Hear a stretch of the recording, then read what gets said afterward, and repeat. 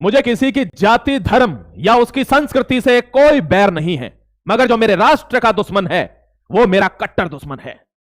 बहलोल को फाड़ा था बीच से, गौरी के गले में भाला गाड़ दिया, जिसने भी छेड़ा हिंदू को छाती में भगवा गाड़ दिया।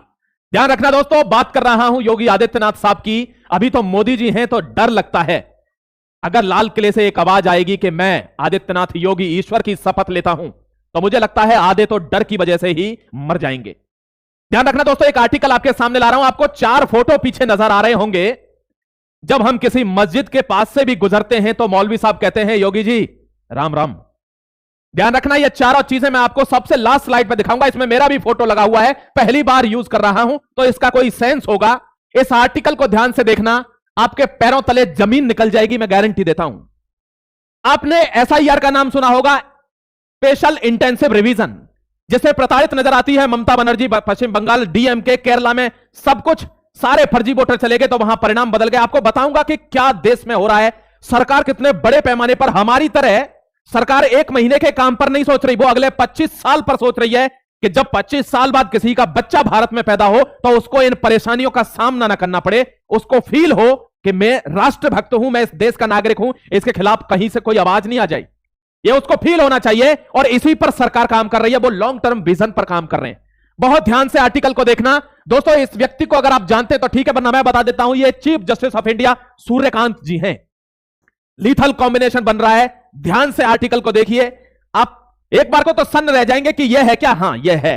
देखिए दोस्तों, इन्होंने पूछा है स्पेशल इंटेंसिव रिवीजन में, क्या इलेक्शन कमीशन को कोई अधिकार नहीं है क्या?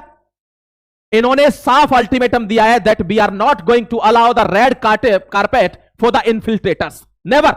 हम लाल कारपेट अलाउ नहीं करने वाले हैं यहां घुसपैठियों के लिए। यह धर्मशाला नहीं है भारत कि जो मुंह उठाया, जो आ गया, जिस पार्टी ने बुलाया आ गया, फर्जी कार्ड बनवा दिए और चल रहा है धड़ल्ले से। जब यहां मारकाट बीतती है तो यहां का आदमी सुरक्षित नहीं है।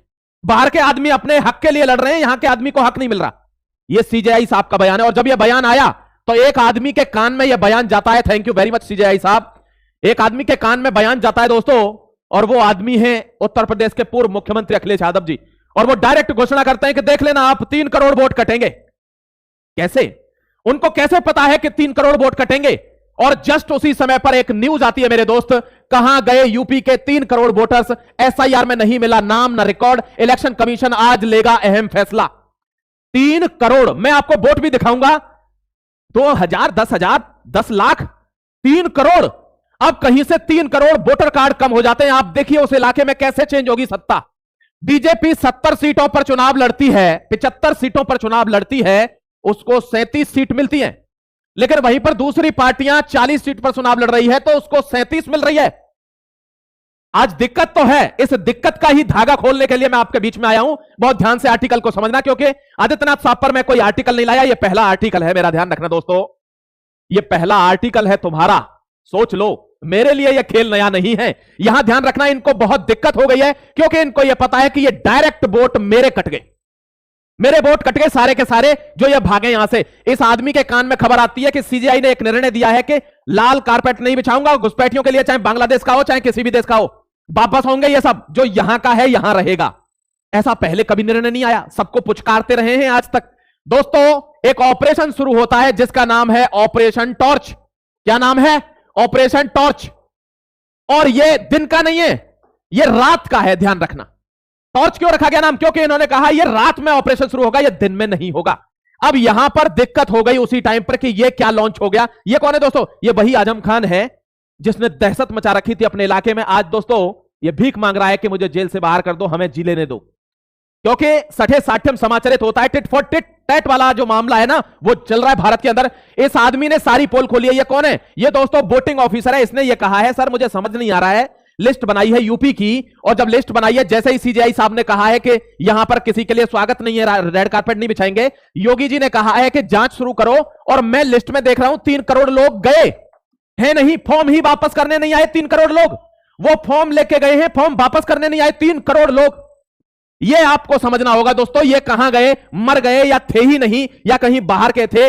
बस्ती नाम का एक जिला है उत्तर प्रदेश के अंदर, वो रातों रात खाली हो जाता है, रातों रात। और इसकी सूचना कौन दे रहा है? इसकी सूचना दे रही है अखिलेश यादव जी की भाभी अपर्णा यादव कि ये लोग कहां जा रहे हैं। ये रोहिंग्या थे, मेरे पास सीट है 500 रोहिंग्या कल इस बस्ती में थे, आज यहां एक भी नहीं है। आप 500 की बात कर रही हो, यहां से 3 करोड़ रफू चक्कर हो गए। देख रहे हो सफाई अभियान, भारत बहुत बड़े पैमाने पर काम कर रहा है दोस्तों, ये हमको समझना होगा। देखिए मैं आपको एक छोटा सा आंकड़ा दिखाऊंगा, आप अचंभे में पड़ जाएंगे। ये देखिए, ये वोटर, ये अखिलेश यादव जी हैं, मोदी जी और ये राहुल जी हैं, इनका आप परसेंटेज देख लो एक बार। ये देखिए 37 सीटें, यानी 32 ज्यादा जीती हैं, यहां 29 सीट हारी हैं, यहां 6 सीट आई हैं, लेकिन उसमें भी 5 ज्यादा जीती हैं क्योंकि एक ही आती थी। एकदम से ये पिछले 5-7 साल में इतना वोटिंग परसेंटेज कैसे बढ़ा? क्योंकि दोस्तों पता चल गई कि यहां का जो आदमी जागरूक है वो वोट नहीं देगा, तो फिर वोट लाए कहां से जाएं? और यही फॉर्मूला है क्या दीदी? ये वीडियो पश्चिम बंगाल भी पहुंचा देना कि उनको पता चले कि ये यूपी में भी हो रहा है, सिर्फ बंगाल की घटना नहीं है जो आप कह दोगी कि मैं देश दहला दूंगा। देश इतनी हल्की चीज नहीं होती कि दहला दिया जाएगा। ये देखिए क्या है ऑपरेशन टॉर्च, ऑपरेशन टॉर्च है, क्या है यूपी में शुरू हुआ ऑपरेशन टॉर्च, जाने सरकार के निशाने पर कौन है। मैं आपको राज्य दिखा देता हूं, बाकी की चीज छोड़। देखिए सीएम योगी का ऑपरेशन टॉर्च क्या है, घुसपैठियों पर सर्जिकल स्ट्राइक, कहां? यूपी में तैयार डिटेंशन सेंटर, 15 जगहों पर डिटेंशन सेंटर बनाया जा रहा है, ठूंसा जाएगा अब इनको वहां। बहुत मजे ले लिए, सुबह सुबह चाय पीते ना रोड पर बैठ के, वहां से बाहर नहीं निकलने देते ना।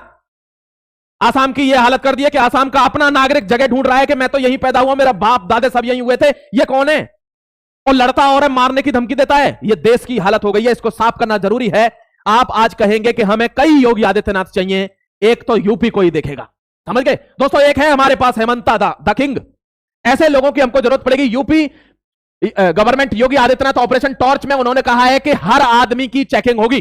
चेक करिए सारे जितने भी वो हैं, और अपने राज्यवासियों से क्या है, मेरे सम्मानित प्रदेशवासियों को कहना चाहता हूं, मैं प्रदेश की जागरूक जनता से अपील करता हूं कि सतर्क रहें। घरेलू अथवा व्यावसायिक कार्यों में किसी भी व्यक्ति का नियोजित करने पर पूर्व उसकी पहचान अवश्य कर लें। किसी को रोटी बनाने के लिए रख लिया, किसी को पोंछा लगाने के लिए रख लिया, झाड़ू लगाने के लिए रख लिया। एक दिन क्या हुआ, वो शादी में चले गए, पूरा घर साफ हो गया। किसी को दोस्तों कुछ काम के लिए रख लिया, भैंस गाय बंधी थी, इनको तू चारा डाल, यहीं रहे, अब हमारे यहां परमानेंट हो जा, वो परमानेंट हो गया। एक दिन पता चली कि पूरा घर सोया का सोया ही रह गया और भैंस गाय लेके एक आदमी निकल गया। इसीलिए वो कहते हैं जनता अगर जागरूक है तो कोई भी व्यक्ति रख रही है उसकी पूरी शिनाख्त कर लीजिए, उसके बाद आगे बढ़ना है, वरना आगे नहीं बढ़ना है, ध्यान रखना। और इन्होंने कहा है कि अब मुझे कोई रोक भी नहीं सकता, nobody can stop me, because supreme court order कर चुका है कि लाल कारपेट नहीं बिछाऊंगा। पकड़ो ना इनको, इनको घुसाओ ना डिटेंशन कैंप में, मोहलत दे दो इनको 7 दिन की, कि भाग सकते हो तो भागो। 7 दिन से पहले भागे 3 करोड़, तो उनके अलावा बताऊंगा आपको कितने लोग बच रहे हैं यहां पर। देखिए ना, ये योगी जी की पार्टी है, उन्होंने अपील की है भारत की जनता से कि मैं आपसे रिक्वेस्ट करता हूं कि आपके अगल बगल कोई अगर संदिग्ध दिख रहा है उसको पूछो, उसके आईडी कार्ड पूछो, सब कुछ पूछो। फर्जी आदमी नहीं चाहिए भारत के अंदर। फर्जियों की वजह से आप देख रहे हो क्या हो रहा है, हमने बहुत झेल लिया, अब नहीं, अब नहीं भाई, अब इनको निकालना होगा। यूपी में रोहिंग्या की खोज के लिए जिलों में टीमों का गठन कर दिया है, सीएम योगी ने आदेश दे दिए। अब लगातार एक्शन जारी है, धड़ाधड़ बुलडोजर जारी है, एक्शन जारी है। अब दोस्तों कुछ निकल कर आएंगे लिब्रांडू, वही लिब्रांडू निकल कर आएंगे जो धुरंधर पर छाती पीट पीट कर रो रहे हैं क्या कि अरे ये तो पाकिस्तान के खिलाफ बन गई। तेरा अब्बा है पाकिस्तान, पाकिस्तान के खिलाफ नहीं बनेगी तो किसके खिलाफ बनेगी? ऐसे आदमियों को देश में जगह कैसे मिल रही है, मैं इस बात की टेंशन में हूं कि वो ये कहता है कि अरे ये मूवी तो पाकिस्तान के खिलाफ है, तो तू कौन है? तुझे प्रेम है पाकिस्तान से तो जाना, पाकिस्तान के खिलाफ बन रही है। दोस्तों ध्यान रखना, अब वो यहां निकल कर आएंगे ह्यूमन राइट्स के नाम पर, लिब्रांडू। इनको भाई साहब इनकी चमड़ी को लाल करना पड़ेगा, ये मानेंगे नहीं, ध्यान रखना, क्योंकि ये लोग वही हैं जो इनको बचाते हैं और इनको फिर रुकवाते हैं और इनके साथ कॉन्स्पिरेसी करके भारत की जनता को मरवाते हैं। बच्चियों के रेप होते हैं हमारे यहां, क्यों होते हैं? क्योंकि इनको शय दी जा रही है, इनको यहां पाला जा रहा है। इनकी इतनी हैसियत औकात नहीं है कि ये यहां रह जाए। इनको क्यों रखा जा रहा है? क्योंकि इनको आश्रय दिया जा रहा है, कई गवर्नमेंटों के द्वारा इनको आश्रय दिया जा रहा है कि हम देख लेंगे, पैसा पहुंचाते रहेंगे, खाने पीने की व्यवस्था हो जाएगी, तुम फर्जी कार्ड बनाओ, वोटर कार्ड बनाओ। ध्यान रखना दोस्तों, इस पर वार आखिरी है। ये मेरठ में देख लीजिए, वैसे तो कई टीमें बनाई हैं, ये देखिए 1 2 3 4 5 6 7 8 9 10 11 12 13 14 15 16 17 राज्यों में हमने ये अभियान चला दिया है कि एक एक को खींच कर लाना है। ध्यान रख लो, ये वीडियो अगर किसी पे पहुंच जाएगा तो वो तो मुझे लगता है आज ही भाग जाएगा कि यार ये तो गड़बड़ हो रहा है मामला, समझ गए? इन जिलों पर फोकस है, मेरठ भी इसमें शामिल है। 15 जिलों में डिटेंशन कैंप बनाए जाएंगे ऑपरेशन टॉर्च से। वाराणसी में भी रोहिंग्या मिल रहे। भारत का कौन सा ऐसा जिला है, क्या ऐसा राज्य है, डिस्ट्रिक्ट है जहां पर ये नहीं है? ये किस तरह से शामिल हो गए जानते हो? जैसे दोस्तों कैंसर आता है, कैंसर की एक छोटी सी गांठ रहती है और वो फैलती फैलती फैलती फैलती पूरे उस इलाके को डेड करती हुई पूरी बॉडी को डेड कर देती है। ये वो कैंसर का सेल है। ध्यान रखना, इनको निकालना जरूरी है। सर्च यहां जारी है। रात को टॉर्च लेकर डॉक्यूमेंट चेक हो रहे हैं और बता रहे हैं योगी जी क्या हुआ, रात को तो ठंड रहती है, कंबल लेके भागोगे क्या? कंबल तो तुमको बांटे ही है किसी किसी पार्टी ने कि लो तुमको जाड़ा लग रहा होगा, वोट भी तो डालनी है तुमको मरने से पहले। नहीं तो दोस्तों कंबल में ही उसको पकड़ा जा रहा है कि यह भाग ना पाए, इसलिए रात को इसको पकड़ना है। यह मुहिम चली हुई। यह है दोस्तों अपर्णा यादव जी।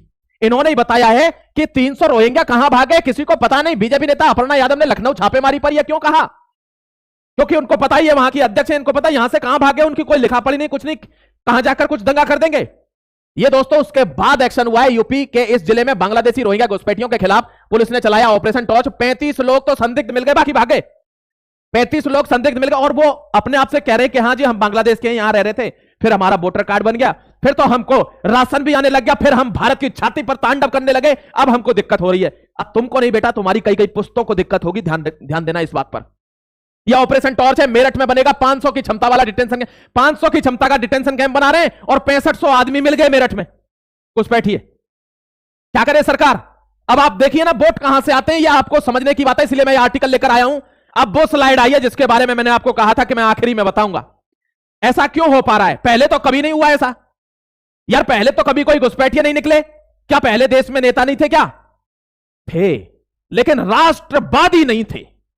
नेता तो थे, राष्ट्रवादी नहीं। ध्यान रखना दोस्तों, राष्ट्रवादी में और देश प्रेमी में थोड़ा सा अंतर होता है। राष्ट्रवादी का मतलब है कि इसका दुश्मन मतलब मेरा दुश्मन। अब देश में तो जो रह रहा है वो प्रेम करेगा ही नहीं, राष्ट्रवादी होना जरूरी है, यह आप ध्यान रख लेना। पैट्रियोटिक हो ना हो, नेशनलिस्ट होना जरूरी है, समझ गए? अब यहां मैं 4 चीजें आपको क्या दिखा रहा हूं। यह पहला फोटो है, ध्यान से देख लीजिएगा मेरे दोस्त। यानी अगर सरकार में दम हो, सरकार नेशनलिस्ट हो और उस सरकार का चुनाव आयोग जिससे जनता को अधिकार मिलता है, जनता अपना सही आदमी चुनती है, वो सरकार के सहयोग में हो, यानी वो भारत के सहयोग में हो, वो जनता के सहयोग में हो कि कौन सी जनता ठीक है, कौन सी गलत है, कौन फर्जी वोट डाल रहा है, कौन क्या कर रहा है।